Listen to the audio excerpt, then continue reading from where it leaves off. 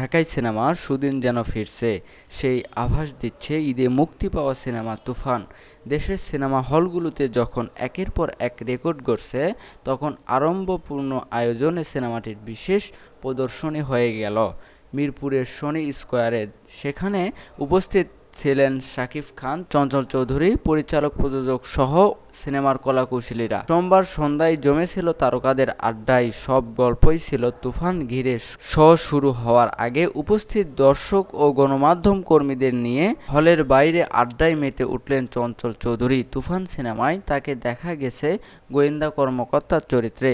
নাবিলা আজিজুল হাকিম, মুকিত জাকারিয়া সহ অনেকেই ছিলেন পাশে। কেউ কেউ চঞ্চলের সঙ্গে সেলফি তোলায় ব্যস্ত। এরই মধ্যে হাজির হলেন পরিচালক রায়হান রাফি।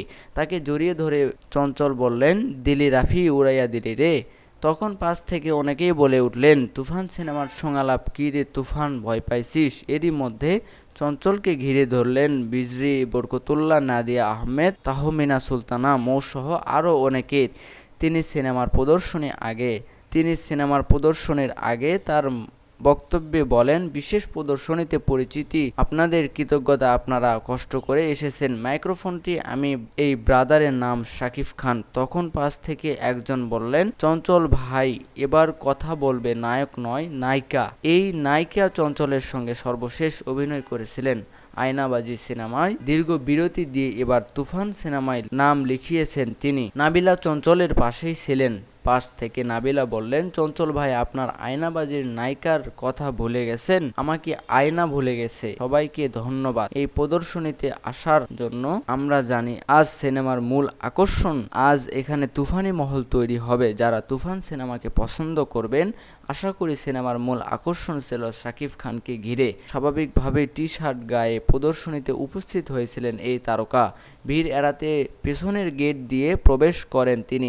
উপস্থিত হওয়ার পর থেকে পুরো সময় তাকে ঘিরে রাখেন আয়োজকেরা। শাকিব খানকে ঘিরে জটলা বাড়তে থাকে। সিনেমার কলাকৌশলীদের শুভকামনা জানান রায়হান রাফি। নূর সিনেমার টি শার্ট গায়ে দেখা গেল আরফিন শুভকে।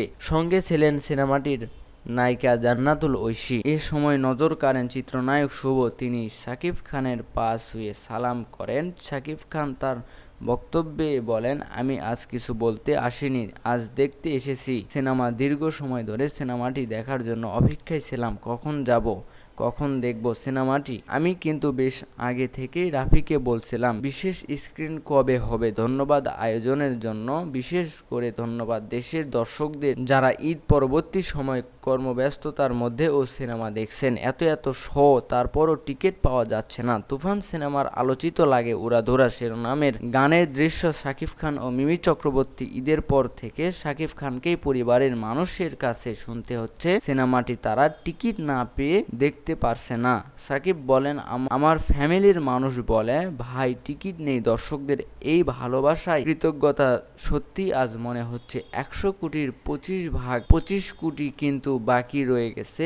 এ ছাড়া প্যান ইন্ডিয়া ও ইন্টারন্যাশনালি রিলিজ হচ্ছে। আমার রেমুনারেশন 25 কোটি আর 100 কোটি থেকে লাভাংশ 25 কোটি, সব মিলিয়ে 50 কোটি দিতে হবে। কিন্তু আসুন এখন আমরা সিনেমা দেখি। পবিত্র ঈদুল আজহা উপলক্ষে দেশ জুড়ে মুক্তি পেয়েছে তুফান। তরুণের চলচ্চিত্র নায়ক হওয়ার গল্প নিয়ে এগিয়েছে সিনেমাটি। দৈত্য চরিত্রে দেখা গেছে শাকিব খানকে। রায়হান রাফির পরিচালনায় সিনেমায় শাকিব, নাবিলা, মিমি চক্রবর্তী ছাড়া আরও অভিনয় করেছেন চঞ্চল চৌধুরী, মিশা সওদাগর, ফজলুর রহমান বাবু, শহীদুজ্জামান সেলিম, গাজী রাকায়েত, সালাউদ্দিন লাভলু, গাউসুল আলম শাওন প্রমুখ।